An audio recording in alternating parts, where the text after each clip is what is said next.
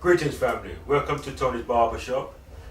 Was taking place in St. Joseph's Market in Tottenham, and it's the place where most of us come together and we reason, share ideas, and we give thanks to Tony for us to open up the space for us to reason and to express ourselves. So give thanks to Brother Tony, who's doing great things in the community. He's one of the elders in the community doing fantastic things.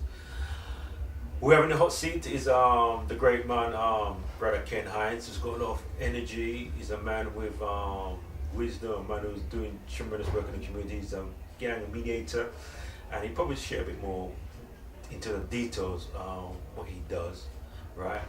But there's never a dull moment when you're with Ken, you know. He lives life on the edge, and he's about really saving people's lives, you know. And I've had the opportunity to interview Ken on at least 3 occasions, and you don't get enough, you can't get enough from him, you know. Brother Ken, how you keeping? That's the first. Respect. Thank you very much for that big introduction. Yes, love Ken. that. Love that. Yes, Ken. Okay. But Ken, I for sure respect you because, brother, it's not about love I have for you, my brother. I'll never forget the time when I didn't even know you, and you gave me a lift all the way from South London with a boat dance, and I was stranded, and it took me straight home. You don't remember, but from then, I for sure respect you, my brother. So I want the whole world to know that I've got enough respect for you, see, my brother. But Ken, I wonder if you just give us a background about you, and very brief, because some of the things we want to talk about. But you know, give us a background about you, my Ken. You know. Okay. Well, I was born in Trinidad and Tobago. Came over here at the age of 4 years old. We've got seven. I got 7 boys, 7 brothers, six other brothers and me, make it 7, and 3 sisters. I'm the 4th of the brothers, and the girls are the elders. Okay. From there, I've always seemed to spend most of my time here in North London, North or East London, where I grew up.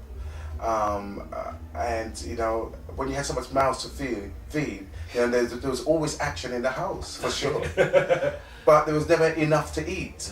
So I think from a very early age, I found myself having to go out there to fend for myself.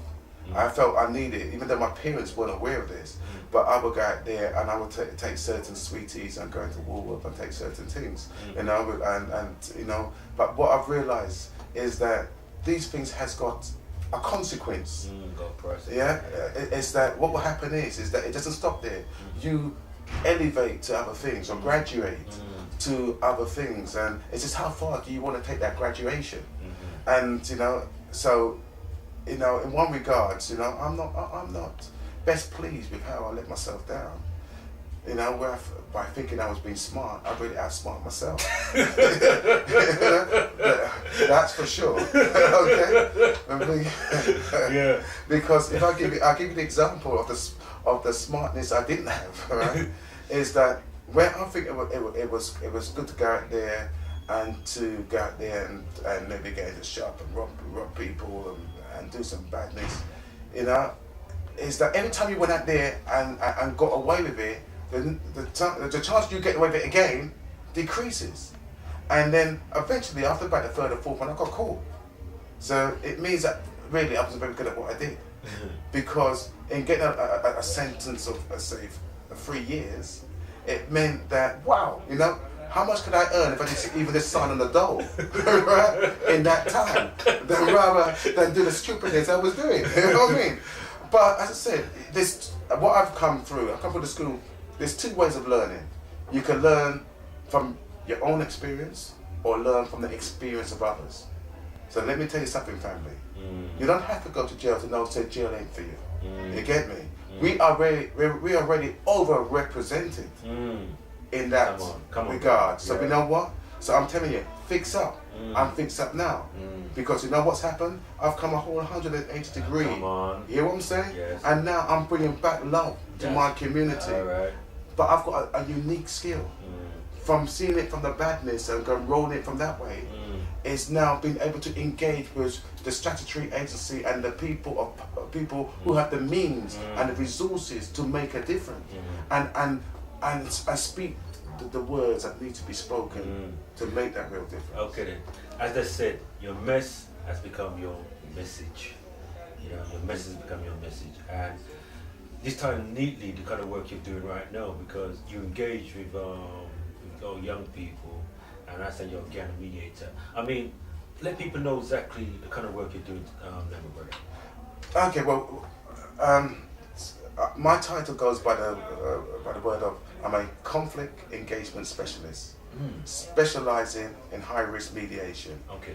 Now, high risk mediation, quite simply, is that what's currently happening now is like all of a sudden, I'm going to places where Trident can't go, where the statutory agency, who's so-called statutory agency, who's supposed to be dealing with these challenging young people, can't go.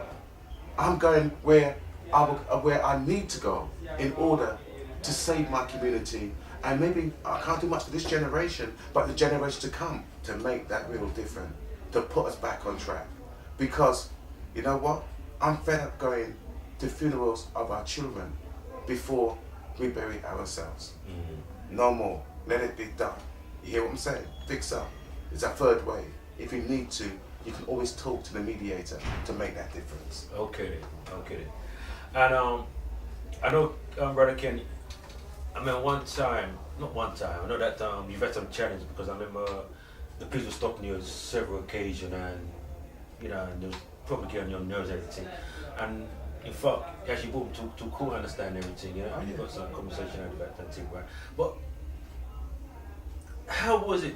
What was you going through at that time there, and what was the feeling like when you actually deal with them? You know what I mean? Okay, look. At the end of the day, Yeah. you know what it is that I've always had this interest of young people. Now, I believe it's partly due to the frustrations I had in my own relationship with my son, Right. and I had to spend 6 years in courts. Yeah. You know, because when you get the British system, you know they think that you must something wrong with you if you want to have an influence in your child's life. And so what they do, they discourage you from getting involved in your child's life, even down to the income support, which is just about giving you more if you're on your own than if you are with the father. You know, so it's bringing